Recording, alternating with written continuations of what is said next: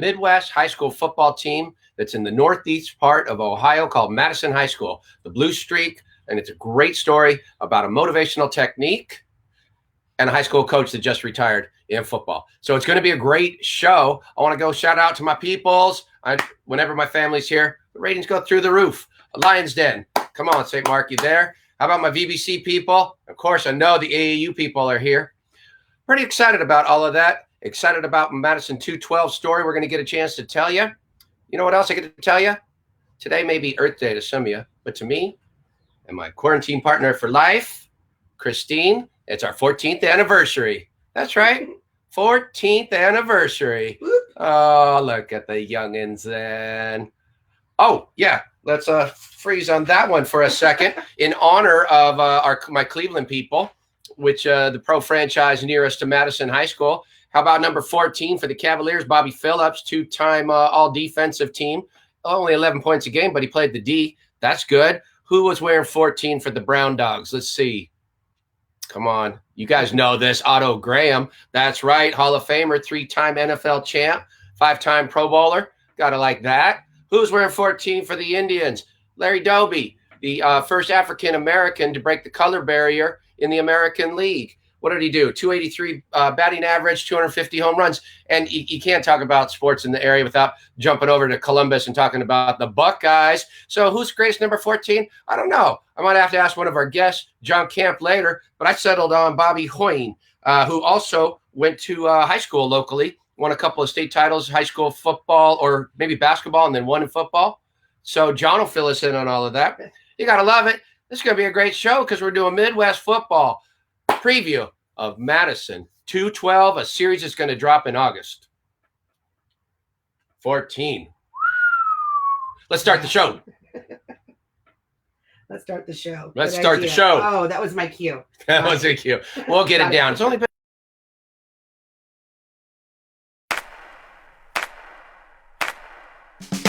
I'm a Venice, California-born, Los Angeles-based sports fan. One that has played, coached, announced, and promoted sports my whole life. My love affair with sports started in my own backyard and has led me to this podcast. Thanks to the support of the Amateur Athletic Union in East Bay, I'm excited to bring you Sports Stories with Denny Lennon.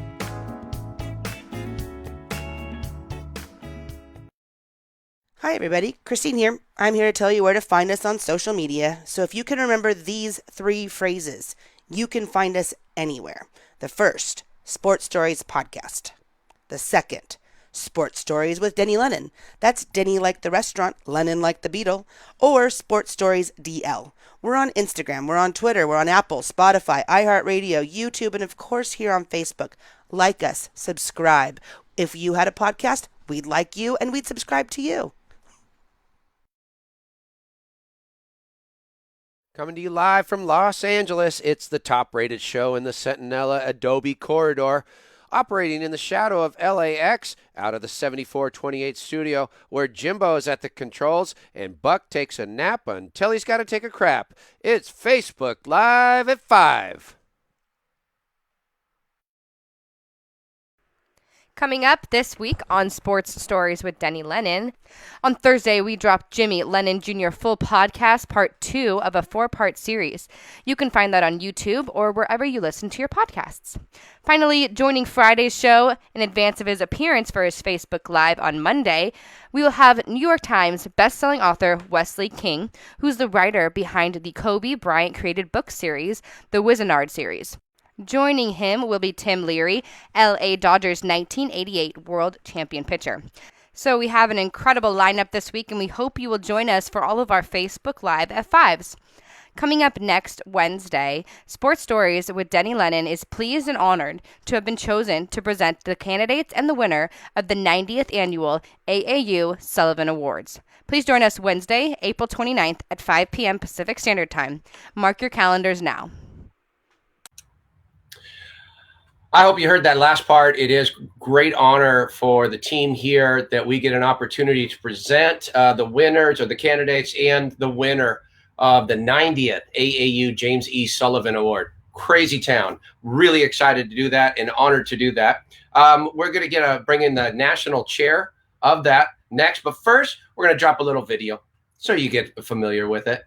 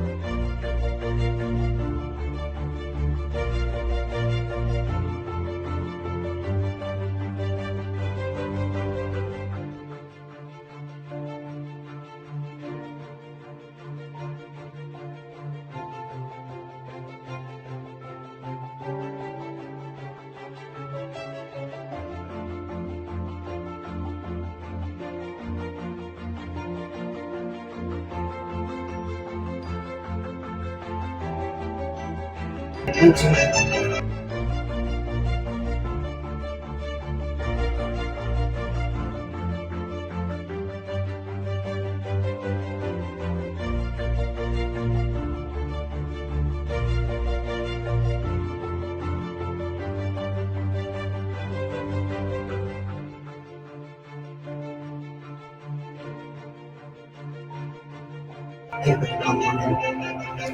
Sick. Can you believe that? Right here on this channel, we get an opportunity to present that. And right now, I get an opportunity to present the national chair of the AAU Sullivan Award. How about we bring in from, coincidentally enough, Madison, Ohio. Say hello to Melissa Willis.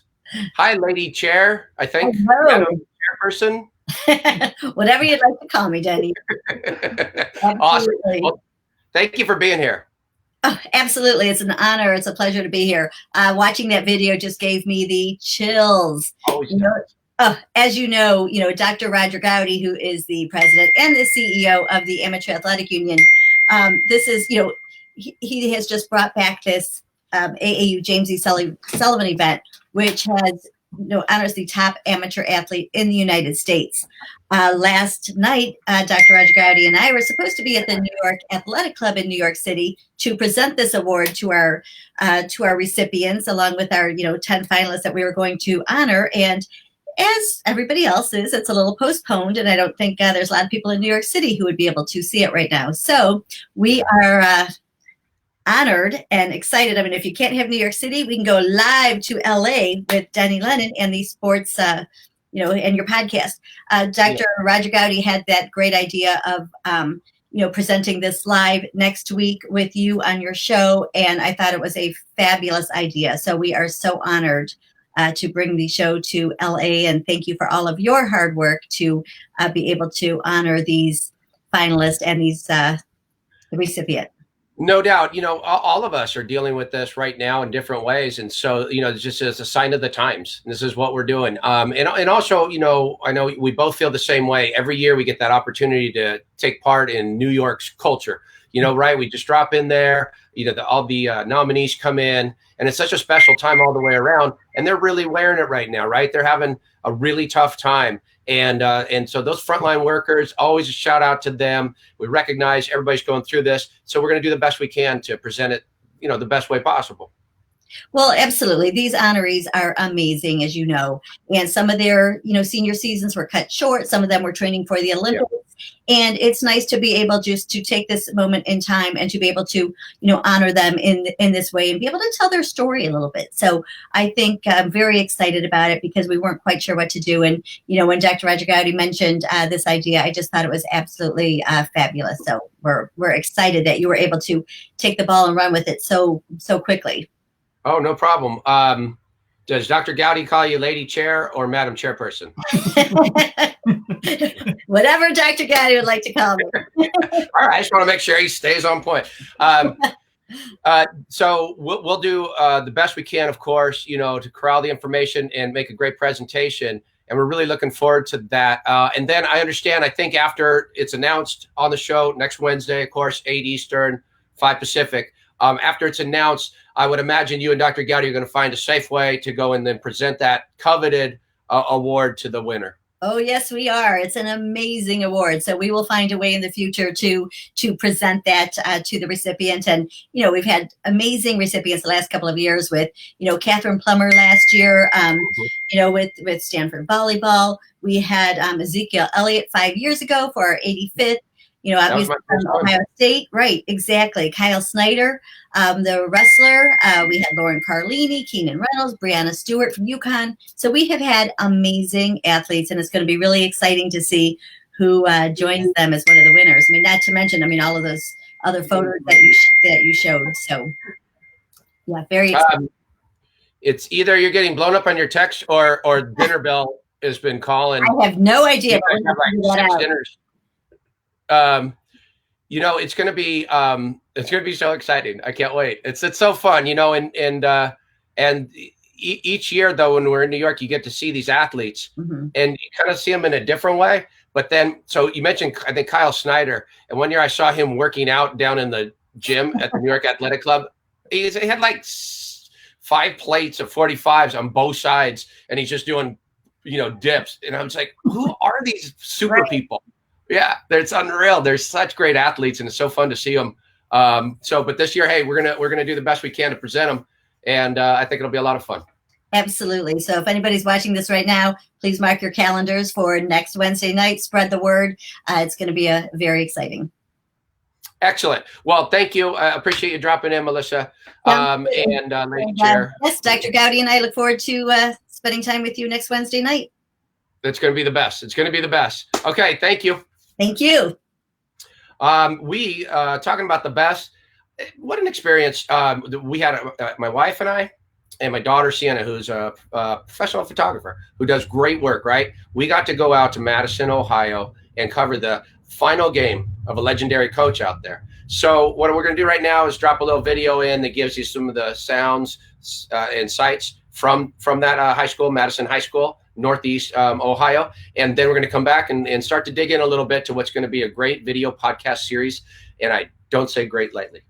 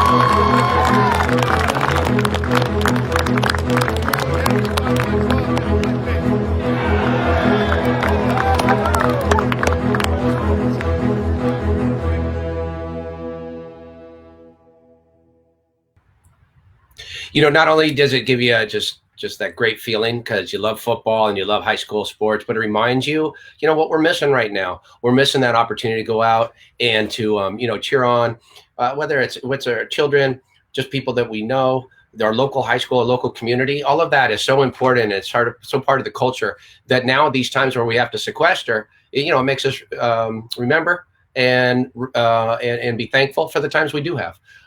So we're looking forward. That's going to be a video podcast series, 4 parts, all the weeks of August, dropping on those consecutive Thursdays. So we're just previewing it here, and we hope to do it a couple of times. First guest today, I want to bring in the athletic director from Madison High School. How about we bring in John Dragus? Hey, Denny Lennon. What's happening, buddy? Happy anniversary. Congratulations. Oh, thank you. I'll pass that along to the lovely lady. Nice of her to keep you around for 14 years. I know, right? I think I might have passed the, it was at the beginning, it was like a suspension period. Husband in training. Then a husband in training period. I pretty much feel like a graduate at this point. Good for you. Yes. Thank you, John. Does watching that video kind of give you a little pang about, bummer that the spring season came to a halt at Madison High School and everywhere else? Yeah, we got the preseason started. We never really got outside with our sports because of the weather. We're usually late, and it's just a shame. I feel really bad for especially the seniors. The freshmen, sophomores, and juniors. They'll get another shot at it, but those seniors, that's it.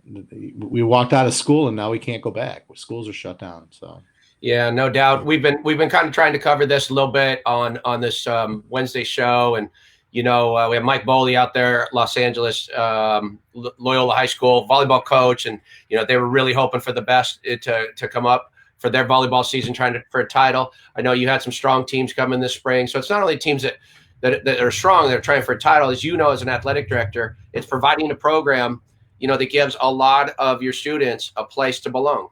Yeah, and like I said, it's just so unfortunate that the times we're trying to get through, and you realize just how much extracurriculars mean to a kid. It's not just about going to school and going home at 3:00. We probably have close to 300 student athletes in the spring sports about 250 with track, baseball, softball, tennis, and it's just a shame for them kids.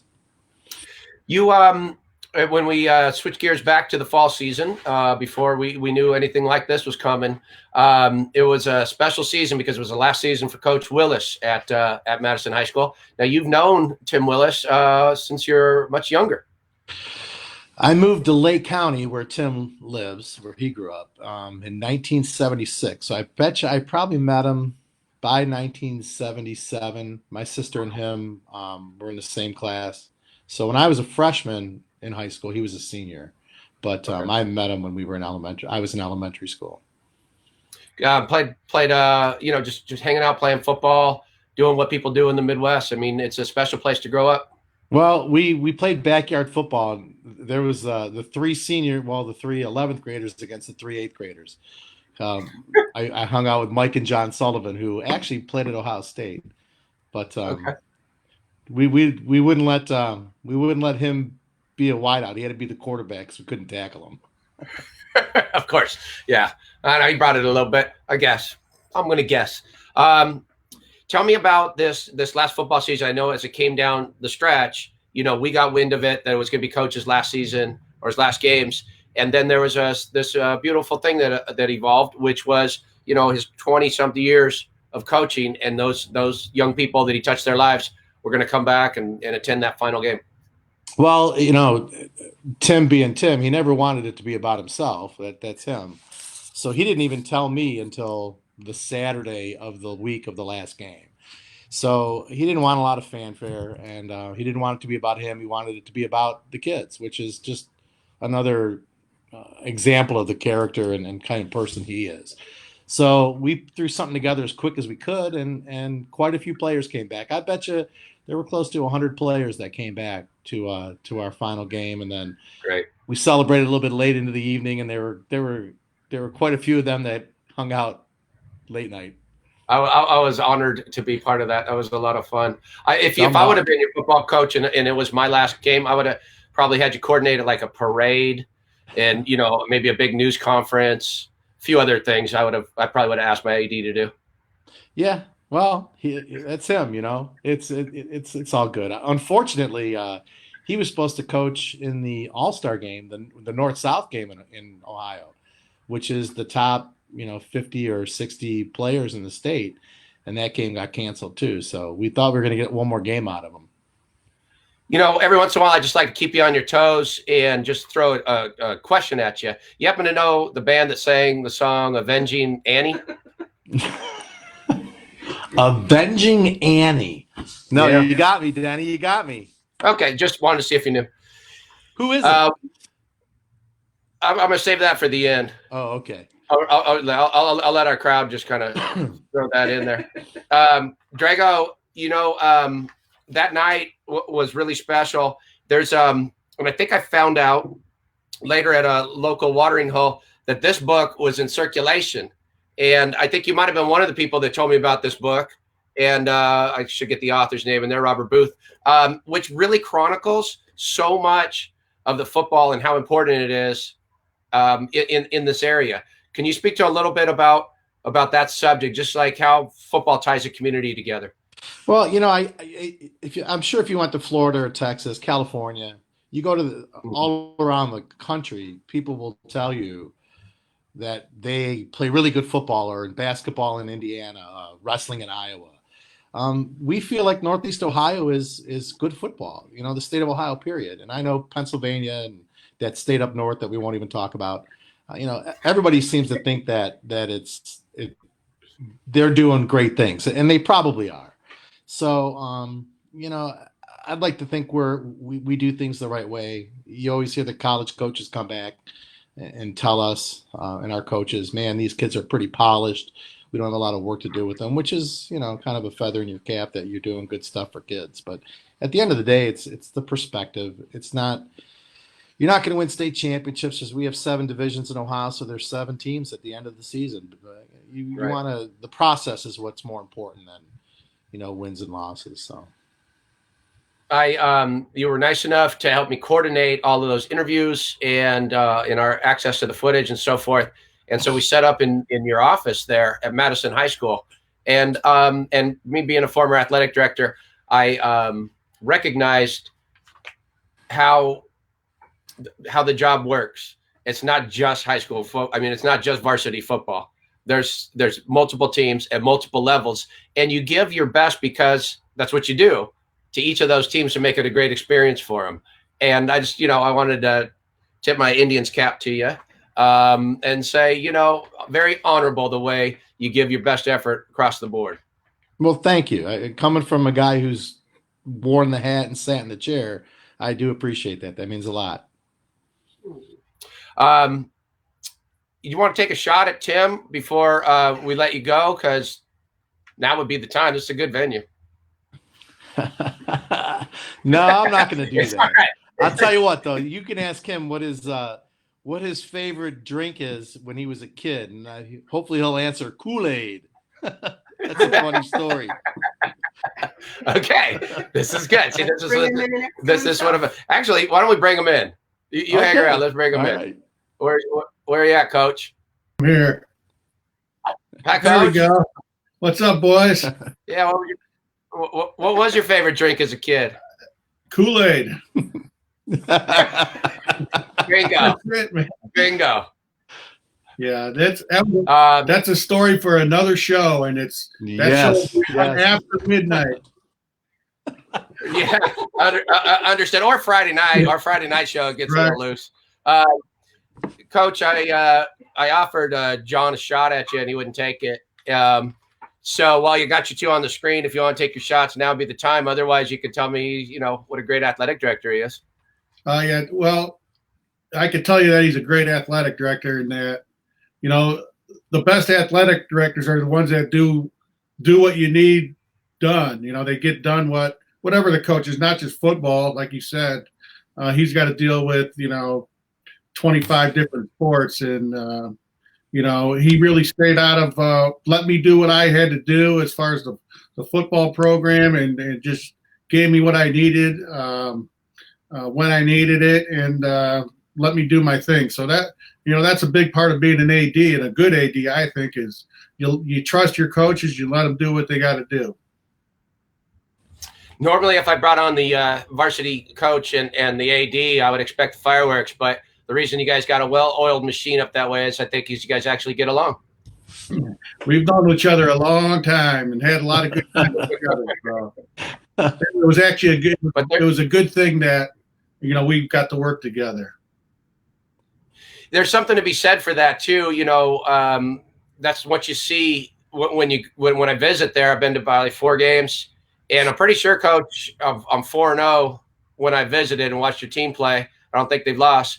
But that said, you see the families that grow up in that community, and they might start at being a ball boy. They end up being on your team, and then maybe at some point, they come back and they coach. And I saw that on your staff, and certainly at some point, their kids are coming to the school. Yeah, we're very proud of Madison as a community, and like I said, I've been there 30 years. My first 10 years, I was the defensive coordinator. Last 20, I was the head coach. But like you said, I've seen them all. I've seen all of them in the last 30 years, and we had a lot of great kids. We've had a lot of success. And I was talking to a guy, Billy Mayer, today, and we were talking about, he was asking me about this show tonight, and I said, well, it's about, your relationship with the kids that you've coached, and believe it or not, I had a Zoom happy hour the other night with a couple of ex-players. So it just goes to show you that, you build those relationships and they last a lifetime. Like John and I's relationship lasts a lifetime. So we played together. Now we get to work together. We'll ride off into the sunset together somehow. Hey, Denny, knowing our record when you're around here, I want to let you know there's a couple of houses for sale on my street. Okay, that's good. I'm gonna keep an eye on that. As long as I can do the series of broadcasts from there, why not? We'll come in and out. Hey, we're gonna come back after a commercial, but I want to say thank you for jumping on, Dragus. You're very welcome, Denny. No problem. I'm not. Well, you think I'm going to throw you off like I do on the Friday show? You're going to swipe me, aren't you? Yeah. No, I'm way more civil on this show. Yeah, go ahead. Ask we me will a have question. you back on. I'm ready. I'm no rookie. It's not. I did my homework, Denny Lennon. I did my homework. I'm good. Hey, I want to do this maybe once a month just to get everybody primed for that August, for the August one. From when we drop the no series. problem. Okay. All right. Out of here. Be gone with you. I love that guy. He knew it. See, I'm very nice. I wouldn't swipe people on the Wednesday show. On the Friday show, Coach, everything's all on the table. Good. I want to get out right. Friday shows. One of the so as you well know, we're going to be coming out of right out of these venerable studios. Now venerable because we get to present the Sullivan Award, but the award is actually, Coach, in process of coming out here, coming west from the headquarters in Orlando. And I've put a guy at FedEx on it. His name's Ray Castro, and I've made sure that he's going to personally take a responsibility for getting that award here. He doubles as an entertainer, so we're going to throw it to commercial, and I just want you to know he's also handles all my commercials.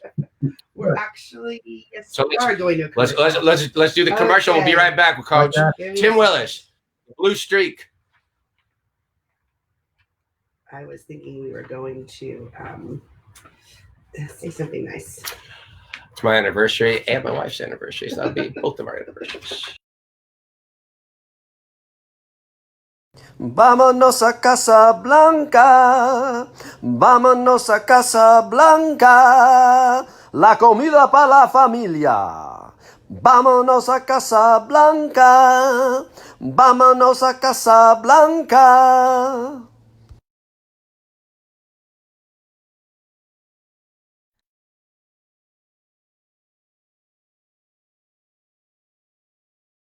So if you can remember these three phrases, you can find us anywhere.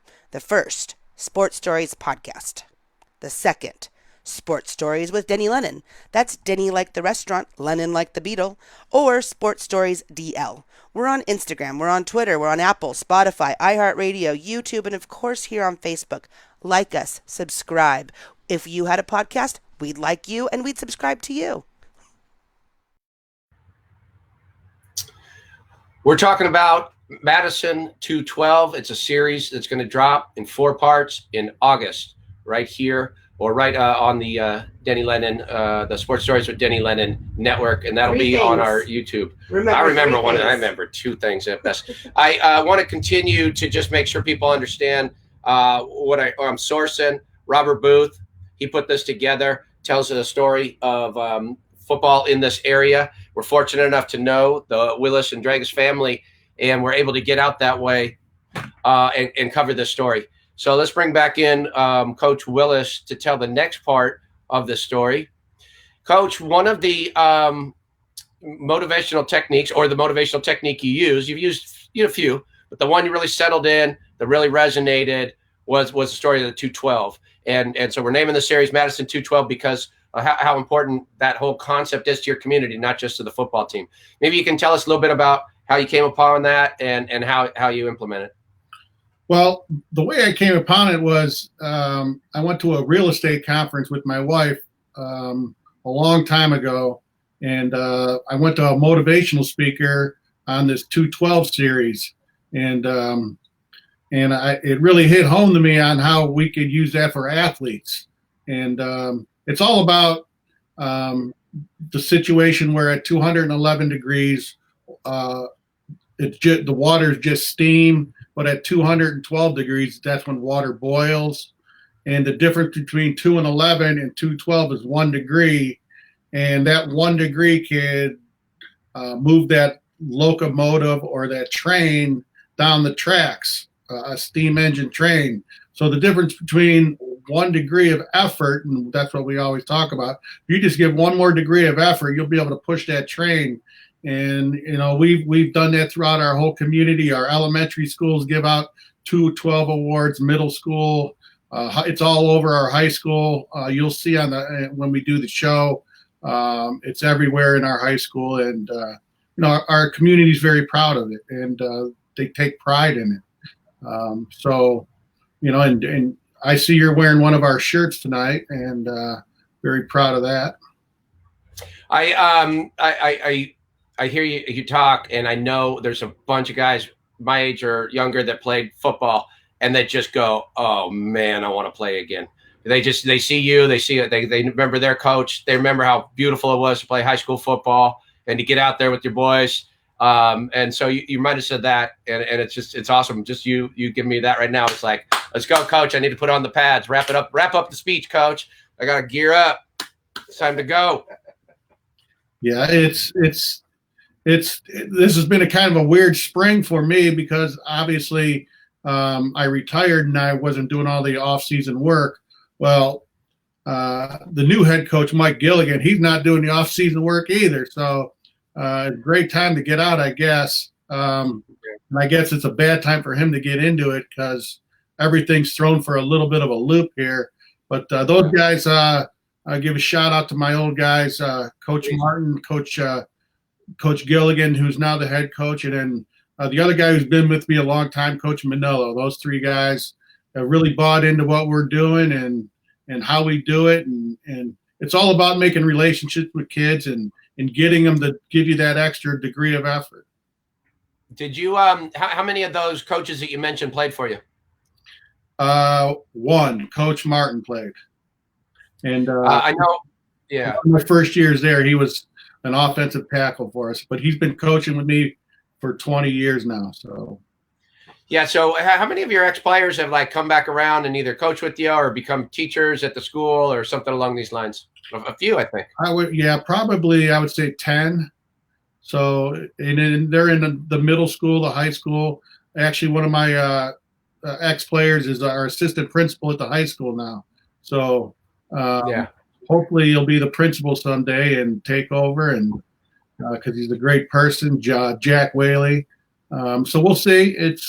There's a lot of pride there, and these guys had other jobs, other places, but they wanted to come back to Madison because they just felt the need to give back to the community, which that's why I'm so proud of those guys. And we all love Madison, what we do for Madison.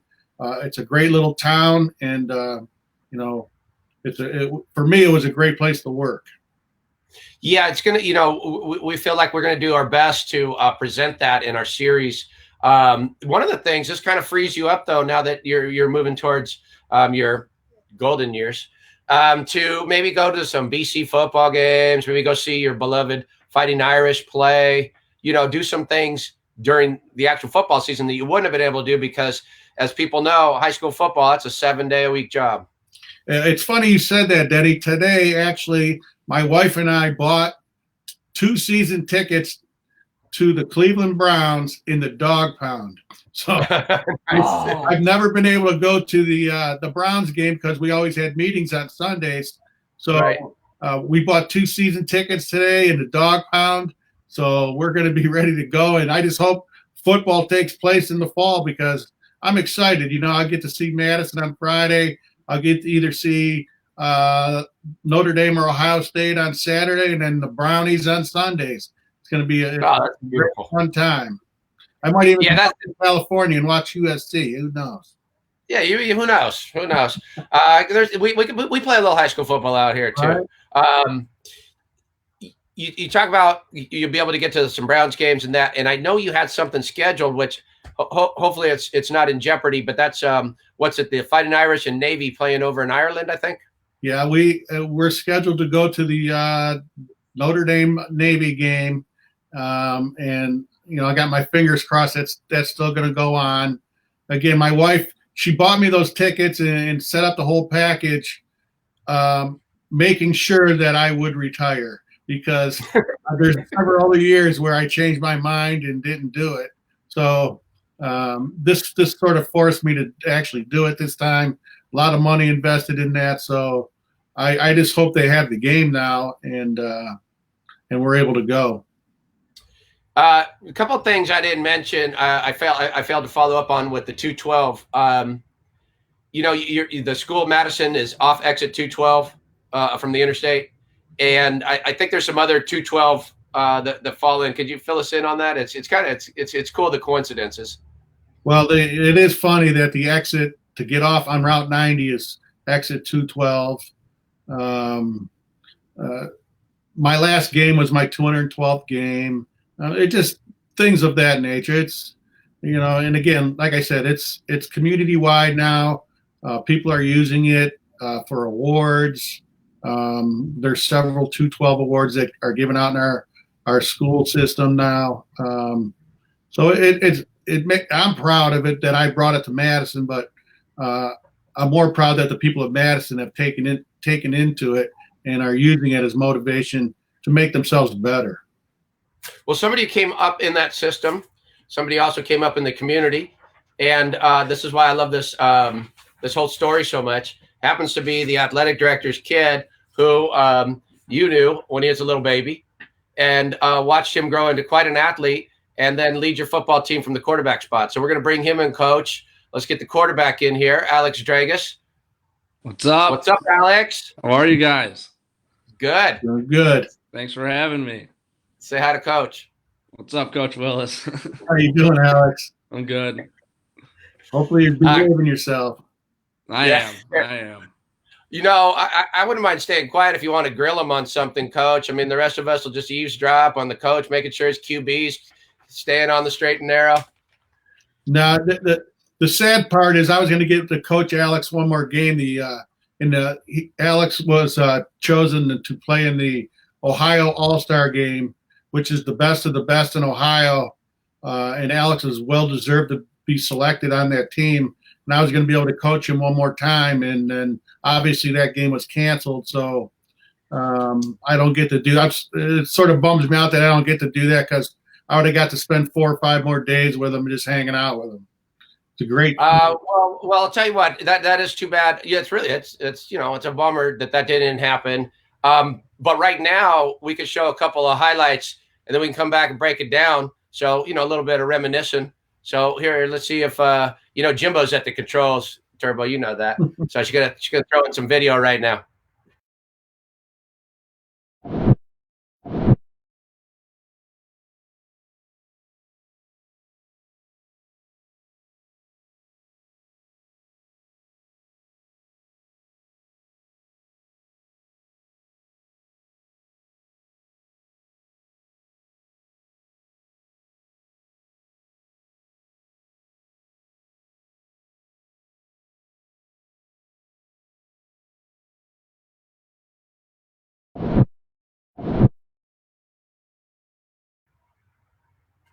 We couldn't show all our good footage right out of the gate. We also have some. We couldn't show all our good footage right out of the gate, right? We also, we got to get on the backside of that huddle so we get the other highlights. But I noticed a couple things. He seemed to take instruction well. I don't know if he was faking it or not, but he seemed to be actually listening to his coaches. And then he scored a touchdown. That's what I saw. Yeah, 2 things that he did well: scored touchdowns, and took coaching very well. And Coach Martin will help you out with that huddle thing. I'm sure he's watching right now, and he'll give you some good cut-ups of Alex for down the road. Oh, Alex, what was it like playing for Coach Willis? It was a super special experience for me, because growing up in Madison, and my dad used to coach, and then he was the athletic director. I grew up with Coach Willis and Coach Martin and Gilligan and all those guys. And so even before, I used to be a ball boy for this team when I was younger. And so even before the whole retirement announcement came, it was a special experience for me to play for 4 years for him and all the other coaches. And then when I found out he was retiring, it made it even more special because now I got to say that I was part of the last season that he coached for the Blue Streaks. When you knew it was the last game and the team got together, I was fortunate enough to be able to embed myself and be in the locker room and feel that what you guys felt, and you saw some of the alumni come back. Were you pretty juiced for that last game? Yeah, it was exciting because you could see how much of a community came together for one more game, and we knew that there was no way we were going to go out of that game without beating the living daylights out of Brush, because that's how we had to send him out, only one way. I kind of feel it. I think you found pay dirt a couple times, didn't you? Yeah, a couple times.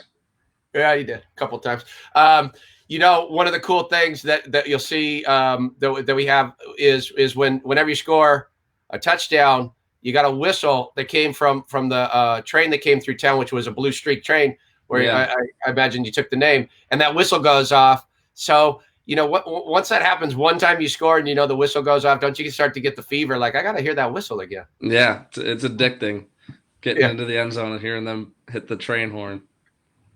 So, Tim, the high school has always been the Blue Streak, and is there something to that idea that how the railroad, has built so much of America, by transportation and goes, but it's like it's part of the Midwest, that Blue Streak coming through. And then, do you know how the school got a hold of the whistle? Yeah, a guy named one of our ex-Gridiron Club presidents, Dave Durzik. I think he got it somewhere. I don't know if he got it offline or stole it from somewhere. I don't know. But he hooked it up, and John Dragus was a little nervous of us putting it up there at the beginning. But you talk to other coaches, from other places, man, they don't ever want to give up a score at Madison because they hear that train. We go to one of our opposing team, Willoughby South, and when we score, they blow off the cannon. You never want to let them score because you don't want to hear that cannon. So it's become a big part of our football program, the train horn, and it just resembles that Blue Streak train going through Madison back in the day. Alex, you're not only a football player, but you ball it up. You play a little hoops, and then track was always, I think, your spring sport. Is that correct? Yes, track. I'll get back to basketball, but I want to ask a question, knowing as an AD and a former football coach, did you run track so that you didn't have to play spring football? No, because we didn't really have like a spring football thing, but it was more of run track to stay in shape, but you were lifting first. Track came second. I know, because spring football was always a pain because it was mostly lifting and running. Yeah, you didn't have a choice. You were lifting and running in the spring, whether you were playing a spring sport or not. I love it. How did basketball season go for you? I know you're one of the top players, no doubt about that. But you had your brother on the team this year. I think he's ninth grade, right? Sophomore. He's a 10th grade. Sophomore. Oh, but he's up on varsity this year. Yeah, he played varsity with me a little bit. We had a really good basketball season this year. A lot of good seniors. The team really bonded well, and I think we won 15 or 16 games, won a playoff game, and it was a good season. We had a lot of fun. What do you do in track? What's your specialties? 100 meter, and then I did high jump. I was pretty good at that. Nice. Coach, did you ever have like an kind of like an alley-oop thing for your quarterback, knowing that he was a high jumper? No, he did it all on his own. Believe me, he has a mind of his own, and he did a lot of things on his own, and that's probably why he was so good. He's smart. Coach, who calls your offensive plays? Coach Martin. Coach Martin. So, Alex, I was wondering, why don't you, because not everybody here is like football super into it, right? Some people are just dropping in. They're general sports fans. Tell us what some of your plays sounded like in the huddle. Like, give me something that you would call in your huddle, 3rd and 12. Well, 3rd and 12, we would probably throw a pass. Yeah. We'd call it rake, and then that's just where guys run deep and we could change routes. But if it was up to Coach Willis, it would probably something like pro rip 42. We'd bring in the fullback and run it right up the middle. We'd get a You get those 12 yards, you're going to roll downhill. You got 2 downs to get it, right? Exactly. Yeah. Pro rip. Okay, what else? Give me like what would the formation sound like on a rake pattern? On the rake. Give them the whole thing, Alex. It'd be like, okay, so like even rip, 92 rake, trips Liz, 91 rake, stuff like that.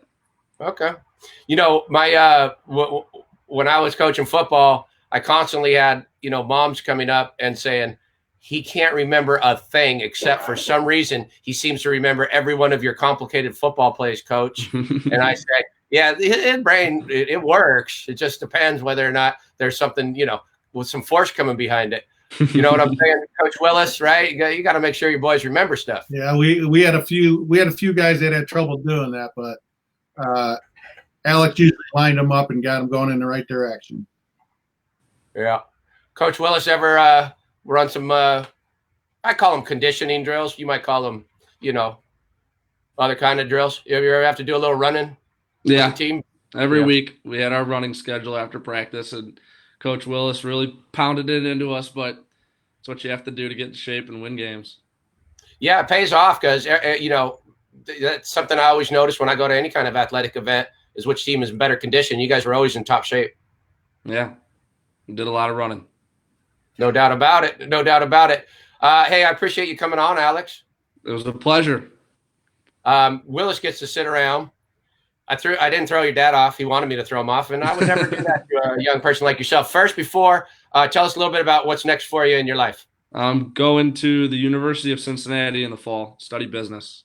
Sick. Not playing football at the school, but I'm going to do intramurals and all that fun stuff. I would imagine you've learned lessons from football. Yes. About hard work, being on time, right? Working with the team, all of those really important things that are going to serve you well in college. Yes, of course. All the skills that I learned in football translate to life in every way, and I know that's going to be a lot of stuff I lean on when I'm in college and throughout my career. And when you don't want to get up and out of bed to class, just channel Coach Willis into your ear and you'll get up.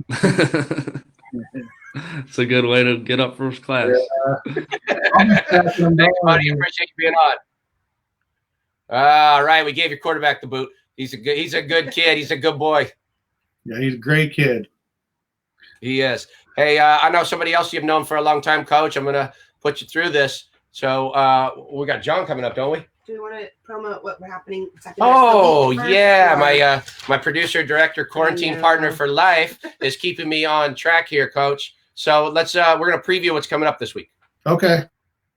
Oh, sorry. Hang around, Coach.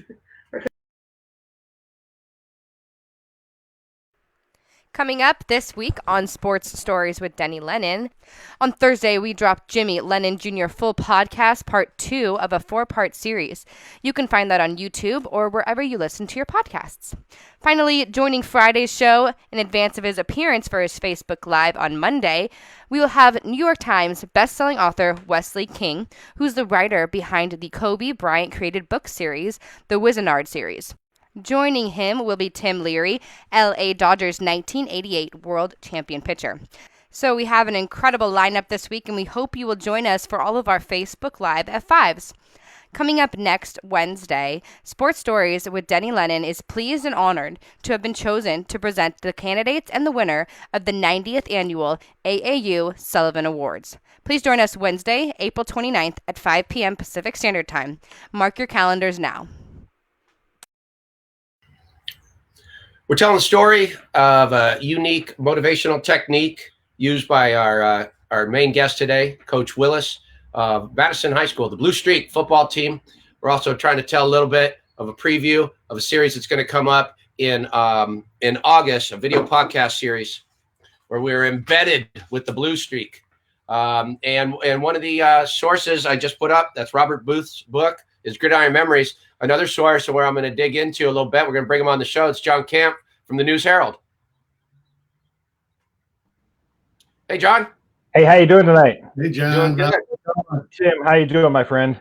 Well, you have nothing to do now. No sport. I know, right? It's been kind of quiet, but hopefully we get back there soon. I hope everybody's doing their social distancing, taking care of themselves, and being happy and healthy. And we'll get through this. We'll get back on the track pretty soon, I hope. That's right. John, you had the opportunity to cover Coach for a while. And maybe since this is a kid-friendly show, we'll just tell the good side of him. I don't have a bad side to tell of him, I got to know Tim back when I first started working at the Ashtabula Star Beacon. I've been at the Star Beacon for 6 years. I've been at the News Herald for 17. So I've known him a long time in multiple sports. And the thing that I can say the most about Tim is the kids just loved him. The relationships that he had with those guys, he followed them. He invested. And the one thing I can say about why he was so successful is because he invested in them. And by investing in them, they reinvested in him. And I think that if you show that you care and you go to their sporting events or you go to see them in outside sporting events, and maybe if they're in a play, he did everything for those kids. So when it came time when he wanted something from them on the football field, they were willing to give it to him because he invested in them first. And I think that's what made their relationship so special at that school. And this is what you see in great teachers and great coaches is there's a spiritual return on investment. And then we only get to drop in for that one night where we saw, close to 100 of them come back. And I know you were there that night. Can you talk a little bit about it? It was a really special night to see all those guys come back and say hello to their coach. Yeah. And to be honest, that was a great night. Don't get me wrong, but it was like that so many nights. Whenever I would get there, those guys were there early, leaning on that fence and saying, "Hey, coach, we're behind you. 212, go Streaks." It was. I know that one night was really publicized, and there were more guys there than in other years or other games.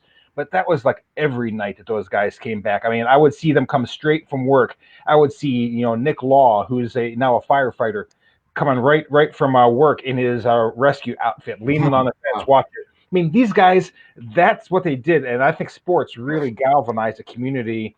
And Tim just immersed himself with that. And I think that the kids just loved him. Even after they graduated, they still come back and they still look at him as a teacher and a mentor.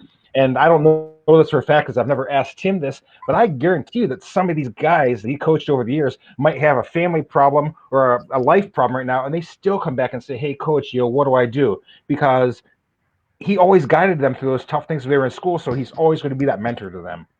Yeah, you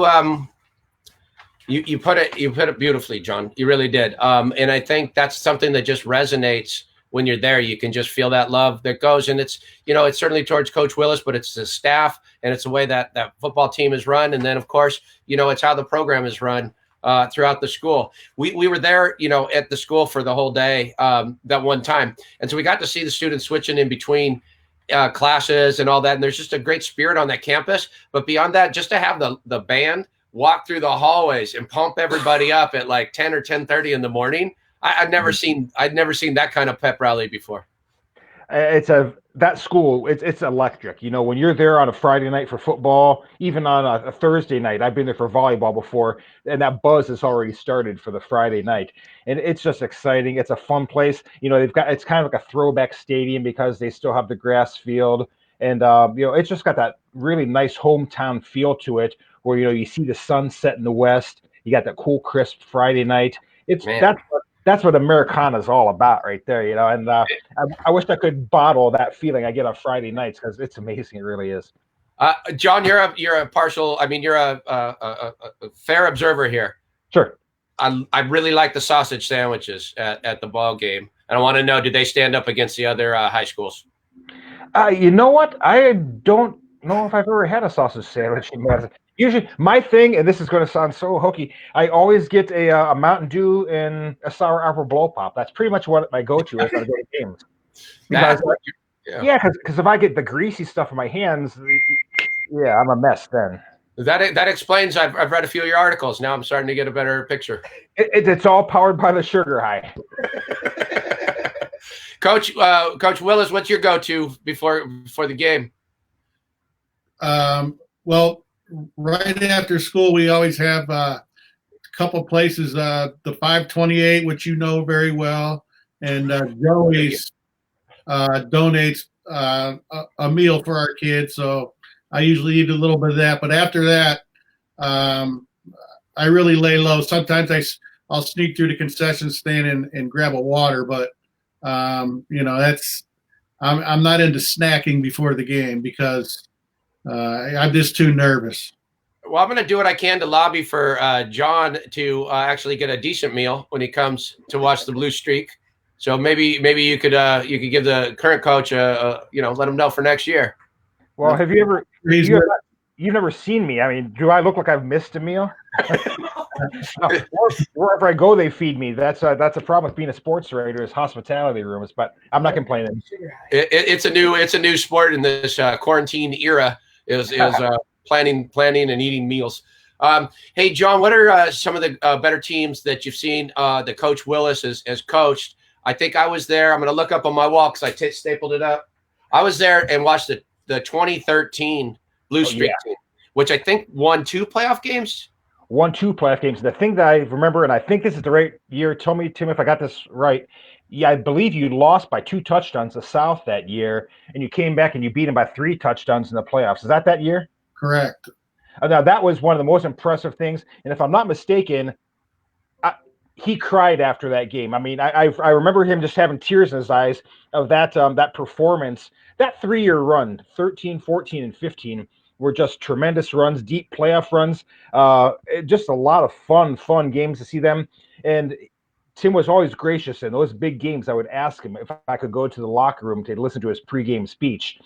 And like Coach Dragus said a little bit ago, you want to just run out there and play. I mean, I'm 51 now, but I was probably 47 then, and I felt like I wanted to go out and play. He just had that intensity, and when he walked up in front of that team, in front of that chalkboard, it dead silent, and all those eyes were on him, and he had those kids so riled up to go that when they walked out, I mean, they could have played the New England Patriots, and they would have believed they were going to win. I mean, he just had that. And it goes back to, like I said before, about him investing in them. And so they were fully invested in Tim Willis. And the one thing, that you glean out of all of those years is, Melissa and Tim have great daughters. But I tell you what, he's got kids that go way beyond those daughters of his, because those are all his kids and they will be for life. And you saw that in those locker rooms, because when they walked out of there, they were not going to let Tim Willis down. Oh, I love it. He sometimes treats me like a child, John. But I wanted to ask you, could you break down for people that are outside of Ohio how it's structured for Ohio football? I think Tim or Dragus mentioned at the beginning, and I'll say it as an observer who's been to different states. I think, California certainly and Florida certainly have a tremendous amount of skill guys, play good football. Texas obviously is outstanding. But I think Pennsylvania has got its place, but Ohio is right there with everybody, and it is really competitive when you start Division I all the way through 7. So can you kind of break it down for people how it's structured? We've got 7 divisions in Ohio, and all of them are extraordinarily competitive. Up top, you've got the Mentors, the Ignatius, the St. Ed's, the Pickerington Centrals, but I mean, just all the way down, you've got Division II, where Tim's been in, I think, pretty much his entire career. Division II, Region 5 has got to be the toughest region in Ohio, as far as it's hard to just get in there. And once you get in there, it is just a juggernaut. You look at the teams that he's faced, Glenville, the teams like Mayfield, Willoughby South, but Warren Harding one year, which fluctuated between Division I and Division II. Then you get even to the smaller schools. Kirtland is 174-17 under Tiger Laverty. He could lose 157 straight games and be a 500 coach, which is obscene to me. You get out to the Western Ohio with the Midwest Athletic Conference, the St. Henry's, the Coldwaters, Marion Locals. That would be such a fun conference to cover. But, we're very blessed in Northeastern Ohio. Here at the News Herald, we've got 30 schools that have football. And it's not, like Tim has said, Dragus has said, it's not even about the sports. It's about the relationships. And I'm so blessed to have these guys not only as colleagues, but, I consider them friends too. And I did love running into them. When I see Tim and Melissa out on the town someplace away from a game, it's just like running into a family member. And that's what small town Ohio, small town America sports should be like, that it's not all about the winning and losing. It's not all about the, you had a 500 year, we're going to fire you. We want to go in a different direction. It's about those relationships, because when the dust settles, when those stadium lights go off and those games are over, that's what you got left of those relationships. You, I would love to have you on more often. I could even just throw it to you when we talk about some pinochle out of Florida, and I bet you could fire me up. I like it, John. Tim mentioned the 528, which is kind of one of those places that I was able to go to. I guess that's off of Route 528 or something. And not only it's not just, it's a bar and restaurant and so forth, but you see the whole like team and community convene there after, and everybody, like you said, they're getting along and they're celebrating community and football. And then up on the television is a high school football show like I've never seen. It goes all over the state of Ohio that's showing you different results. And it's fascinating how much is invested in high school football. It is. I mean, we've got games now that are played on Thursday night, and a lot of that is the reason because they want to get that extra crowd to give them the extra opportunity to come see them play on a Thursday night because everybody's busy on Friday. It's not even moms and dads and friends that go to these games. It's general townspeople. I mean, I see people in Madison that they don't have kids playing. I covered like Carly Montagner and her family when she was in high school, and she comes back to games now. Karen Sutyak, Allie, she's got kids now. They're playing. So you start to see these second level where I covered them back. Gosh, I'm dating myself now, but I covered these kids back in the 90s, and now their kids are coming through. So it's just a blast, and you never lose that sense of community involvement, that community belonging, and Madison really epitomizes that. I love it, John. Hey, John, thanks for coming on. That's really cool of you. You jumped at the chance to come on. I thought you jumped on it because you're gonna, say some controversial things about Coach Willis, but you didn't. He said what was needed to be said, Coach, which is you're a loved man in that community. There's no doubt about it, and what a great work you're doing. So, John, appreciate you jumping on, and if we do this again, I'd love to invite you back. Absolutely, but I'd be glad to. Thanks much. And Tim, congratulations on a great career. Enjoy retirement because you deserve it. Well played, young man. Stop out to the beach house and we'll have some fun. So come out this summer. Hopefully we're allowed. I'm looking forward to it. Count me in. All right. Thank you, John. Thanks. Well, Turbo, that's a nickname you earned out there, Los Angeles, in the Hollywood club scene. We'll get into that maybe the next time, and we can bring on your former superintendent, who I know has some things to say about you.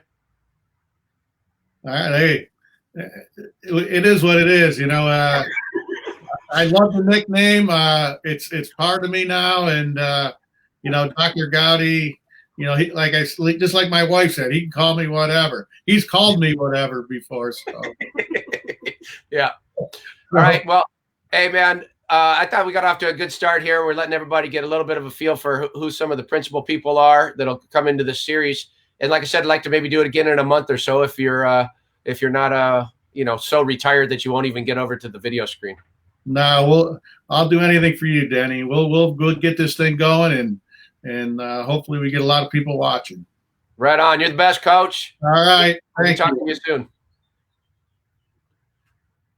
All right. Okay. I hope you got a little taste of the love of football, community, family that happens up there. We were so fortunate to be part of it.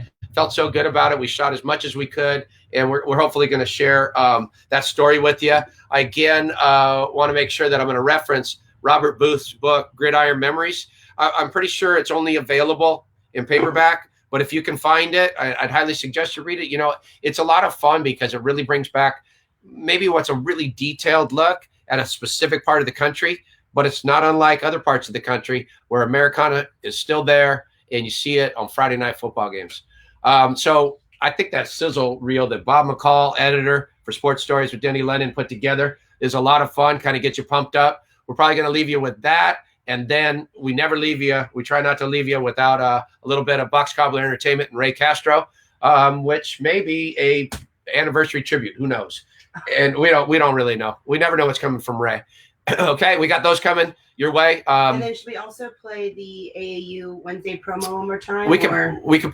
Yeah, and then actually, as long as you're sitting here, as long as we got your attention, we'll pump in the that AAU promo so you can see some of those great athletes from the past. Started with Bobby Jones, worked its way to Catherine Plummer, who's going to win this year. So, I mean, well, that's just a lot of sports right there. So I feel pretty good. Feel pretty good about the output. I do too. Feel pretty good. All right. Hey, thanks to everybody from Madison for joining. Let's go. OH. IO.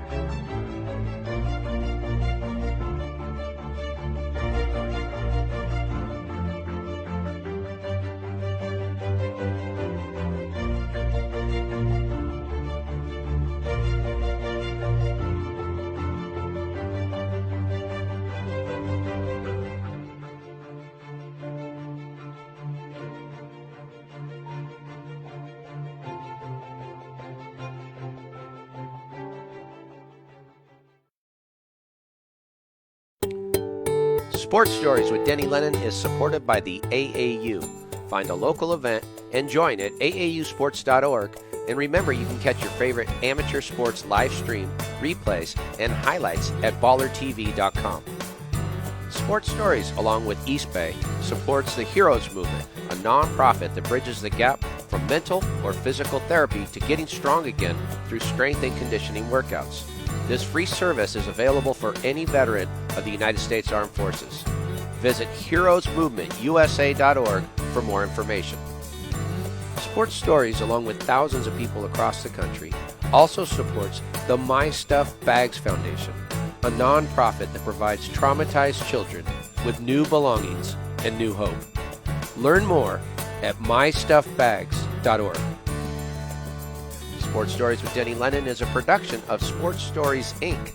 and is available on Apple Podcasts and YouTube or wherever you listen and watch. Don't forget to subscribe, rate, and give us a review. It really helps spread the word. You can find all our social media links, archives, and other info on our website at sportsstoriespodcast.com. Special thanks to the John R. Wooden Course and Wooden's Wisdom. Original music for Sports Stories is courtesy of Lennon Music Productions. Original images by Sienna Lennon Photography. Sports Stories is produced by Christine Jimbo and Marley Rice. Sports Stories is edited by Bob McCall. Additional staff include Ray Castro, Teresa Dolan, Jake Downey, Carlos Haro, and Buck Magic Lennon.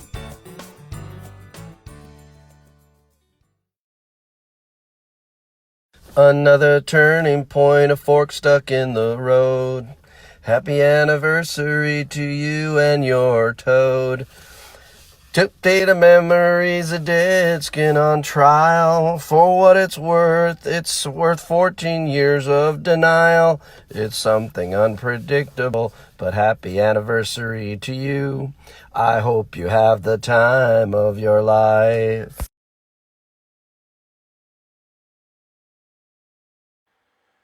Kick it out, Book! Yeah, kick it out! Kick it out! Yeah, buddy!